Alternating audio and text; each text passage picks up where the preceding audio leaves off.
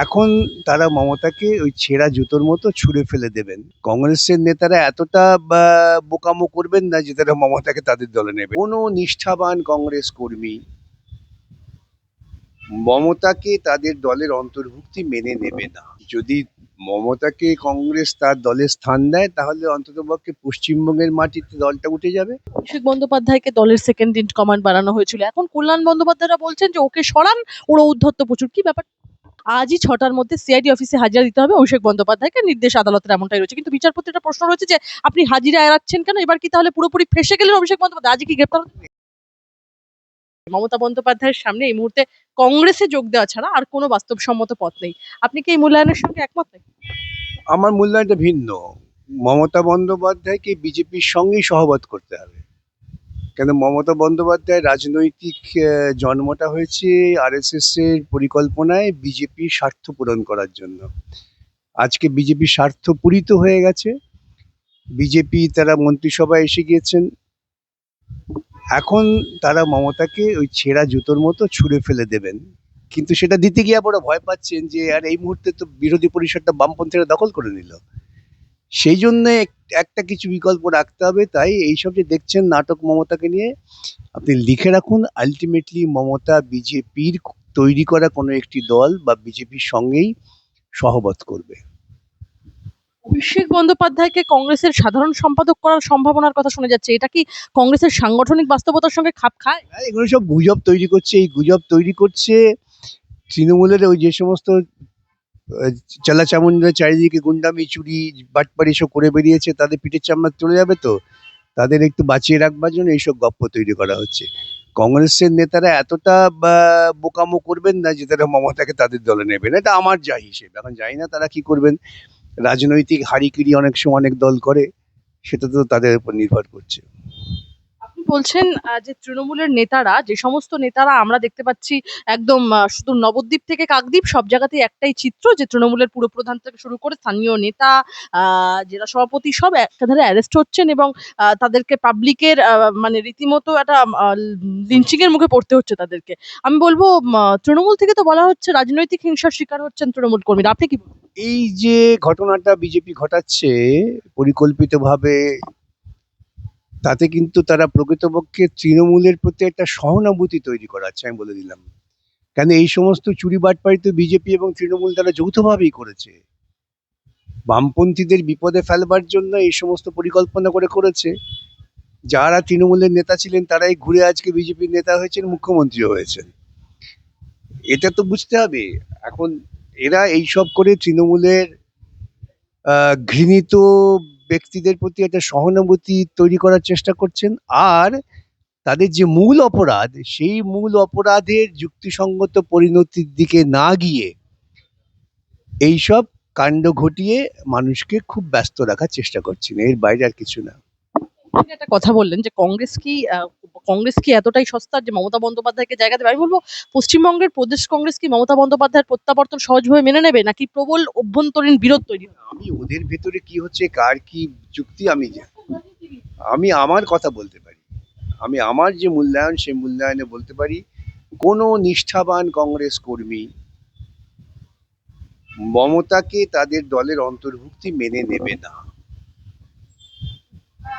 Sir, যে নেত্রী একটা সময় কংগ্রেস ছেড়ে আলাদা দল গড়েছিলেন, বলতেন যে সিপিআইএম এর বি টিম কংগ্রেস পশ্চিমবঙ্গে দীর্ঘদিন কংগ্রেসের বিরুদ্ধে লড়াই করেছেন, তাকে আবার কংগ্রেসের শীর্ষ নেতৃত্বে বসানো হলে কর্মীদের কাছে বার্তাটা ঠিক কি?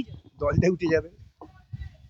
যদি মমতাকে কংগ্রেস তার দলে স্থান দেয় তাহলে অন্ততপক্ষে পশ্চিমবঙ্গের মাটিতে দলটা উঠে যাবে এবং ভারতবর্ষের বুকে দলটা দুর্বল হবে। তার কারণ জেনে রাখুন, মমতা হচ্ছেন বিজেপি পোষিত একজন রাজনীতিবিদ। তিনি যদি কংগ্রেসে যান তাহলে সেখানে তিনি বিজেপির জমি তৈরি করবার জন্যই যাবেন। মমতা বন্দ্যোপাধ্যায় কংগ্রেসে যোগ দেন, তাহলে পশ্চিমবঙ্গে যে কংগ্রেসের পুরনো নেতৃত্ব, সেই নেতৃত্বের ভবিষ্যৎটা কি হতে চলেছে ধরুন যারা রয়েছে? সেটা তো তারা ঠিক করবেন, আমি তো তাদের দিশা দেখাতে পারি না।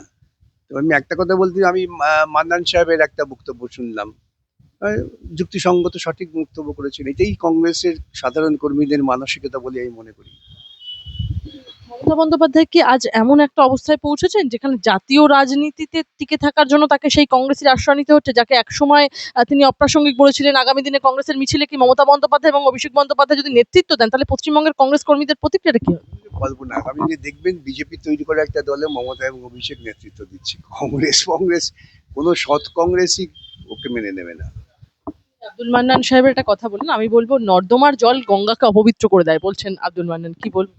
ঠিকই তো বললাম, আমি বললাম তো যে মান্নান সাহেবের এই মন্তব্যটা অত্যন্ত যথোপযুক্ত মন্তব্য, এবং এটাই হচ্ছে আমার নিজের ধারণা। নিষ্ঠাবান কংগ্রেস কর্মী যারা বিগত বেশ কয়েক দশক ধরে নিষ্ঠার সঙ্গে কংগ্রেসের রাজনীতি করছেন, তার সাথে আমাদের রাজনৈতিক মতপার্থক্য থাকতে পারে, কিন্তু তাদের এই নিষ্ঠার প্রতি আমার একটা শ্রদ্ধা আছে। তারা এই ধরনের সিদ্ধান্ত মেনে নেবে না।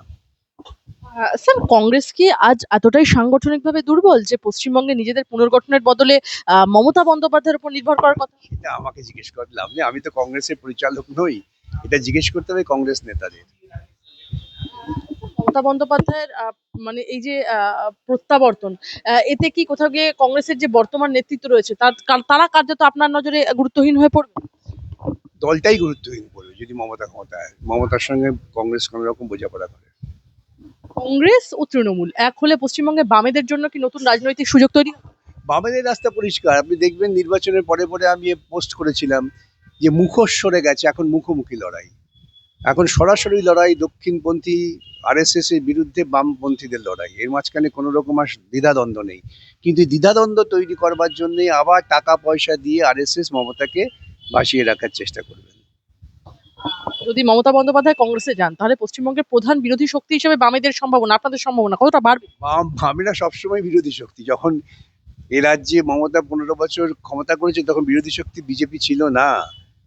লড়াইটা বামেরাই করেছে, প্রচারের জোরে, টাকা পয়সার জোরে তারা বোঝাবার চেষ্টা করেছে এখন রাম পরে বাম। এটা তো মিডিয়া খাইয়েছে মানুষকে, মানুষ সেটা খেয়েছে। বিজেপির আরএসএস এর হোয়াটসঅ্যাপ ইন্ডাস্ট্রি এটা খেয়েছে। কিন্তু মানুষ আজকে বুঝে গেছে, ওই গরিব মানুষগুলো যারা তাদের মাথা হাত দিয়ে বসে পড়েছেন জীবন জীবিকা, ছেলে মেয়েদের শিক্ষা, বাসস্থান এইসব নিয়ে, তারা এখন বলছেন যে আমাদের তো বাঁচাতে পারে বাম, রাম তো আমাদের ধ্বংস করছে। স্যার, এই মুহূর্তে সব থেকে যেটা গুরুত্বপূর্ণ প্রশ্ন আমাদের দর্শকরা করছে এবং আপনার কাছে যে প্রশ্নটা আমি রাখবো সেটা হচ্ছে, কংগ্রেস যদি মমতা বন্দ্যোপাধ্যায়কে গ্রহণ করে এবং একটা মুখ তৈরি করে, তাহলে কি ইন্ডি জোটে বামেরা থাকবে? বামেরা যা করছে বামেরা করবে। বামেরা কোথায় থাকবে এ নিয়ে কংগ্রেসের চিন্তার কিছু নেই, মমতার তো নেই, কেন মমতা শেষ। বামেরা কি করবে এটা নিয়ে খুব চিন্তিত আজকে মোদিজি। কেন আজকে মোদিজি ট্রাম্পের সঙ্গে গলায় গলায় বন্ধুত্ব করেছে, আর ওদিকে আমাদের তৈলবাহী জাহাজকে উড়িয়ে দিচ্ছে আমেরিকা বম মেরে। মোদিজি একটা টু শব্দ করছেন না। আপনি আমার প্রশ্নটা এড়িয়ে গেলেন, সেটা হচ্ছে এই ইন্ডি জোটে কি বামেরা থাকবে? ইন্ডি জোটটা আবার কি? বামেরা যে জোট তৈরি করেছিল বিজেপি আরএসএস এর বিরুদ্ধে, সে লড়াই ছিল, আছে, থাকবে। সেই সমস্যায় দুটো প্রশ্ন, ঘরে বাইরে প্রবল চাপের মধ্যে কিন্তু পড়েছেন অভিষেক বন্দ্যোপাধ্যায়। এবার আদালতও মানে আদালতও একা অভিষেক বন্দ্যোপাধ্যায়ের হয়ে মামলা লড়বেন না বলছেন কল্যাণ বন্দ্যোপাধ্যায়। এই যে শুনানির আগেই বড় ধাক্কা। আপনি কি মামলা লড়ে হইচই করে এখন যখন সুবিধাজনক অর্ডার পেলেন না তখন বলছিলেন আমি ধরবো না, এসব তো কথা ছেলে মানসিকতা। একাধিক মামলা লড়ছিলেন কল্যাণ বন্দ্যোপাধ্যায়, বাকি মামলাগুলো থেকে সরে আসার সিদ্ধান্ত নিয়েছেন বলেই খবর। মানে রাজ্য সরকার এখন ওকে ব্রিফ করবে কেন? রাজ্য সরকার তো অন্য উকিল আছে, সুতরাং সরে আসা না, সরতে হবে নিয়ম অনুযায়ী। অভিষেক বন্দ্যোপাধ্যায়কে দলের সেকেন্ড ইন কমান্ড বানানো হয়েছিল, এখন কল্যাণ বন্দ্যোপাধ্যায়রা বলছেন যে ওকে সরান, ওর ঔদ্ধত্য প্রচুর, কি ব্যাপার?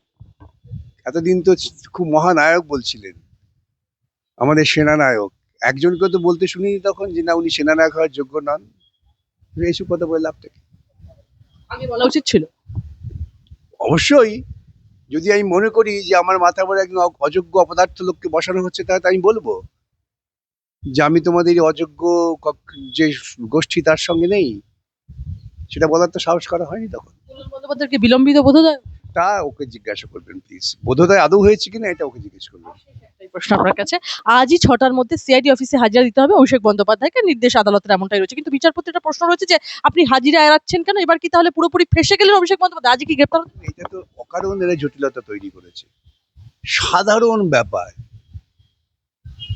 সিআইডি ইনভেস্টিগেট করার জন্য ডেকে পাঠিয়েছে, তা নিয়ে এত হইচই করা, এড়িয়ে যাওয়া, দিল্লি পালিয়ে যাওয়া, এইসব তো মূর্খের কাজ, এটুকু বলতে পারি। মিত্ররা বলছেন যে মমতাদি যেদিনকে বাড়িতে থাকবে না সেটা জেনে বুঝে কেন সিআইডি? আবার সিআইডি কি খোঁজ করে পঞ্জিকা দেখে আসবে নাকি? এটাই বিপদ। দুর্নীতির তদন্ত মোদির হাত ধরে আটকে রাখবে না, যখন থেকে বামেদের চাপে একটু তদন্ত হবে তখন বলছেন এখন কেন, এই আবার কি? এটাতে কি হয়েছে? মমতা দিল্লি গেছে, গোটা দলটা দিল্লি গেছে নাকি? বলবো অভিষেক বন্দ্যোপাধ্যায় কি আজই গ্রেপ্তার হতে পারেন স্যার? গ্রেপ্তার প্রয়োজন নেই তো। গ্রেপ্তার সব মামলাতে গ্রেপ্তার হয় নাকি? এগুলো ওরা বাজার গরম করার জন্য তৈরি করছে। গ্রেপ্তার হবে কেন? চিঠি লিখেছেন, এটা আপনি চিঠি লিখেছেন লেখেননি, এই সোজা আপনি জানেন কি জানেন, সোজা কথা। না জানলে পরে ওরা চার্জশিট দেবে।